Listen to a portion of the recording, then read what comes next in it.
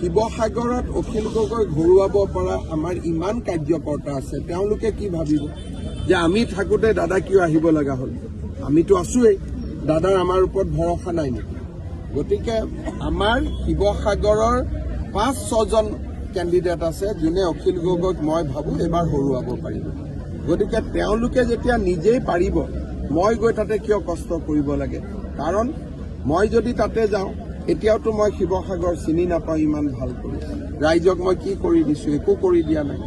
আকৌ ইলেকশ্যন জিকাৰ পিছত মই গুৱাহাটীত থাকিম, মই গৈ কি কৰি দিম? একো কৰিব নোৱাৰোঁ। গতিকে ৰাইজক মই ঠগোৱা নহ'ব জানো? ৰাইজক ঠগোৱাটোতো মহাপাপ হয়। সেই পাপ কামটো মই কেনেকৈ কৰিম? এইটোতো কিবা কুস্তিৰ খেল নহয় যে অমুকত গৈ উঠি দিয়ক।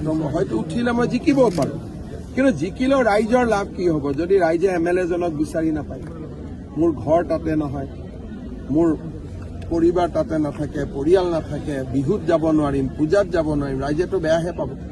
গতিকে ৰাইজে বেয়া পোৱা কাম বিজেপিয়ে নকৰে।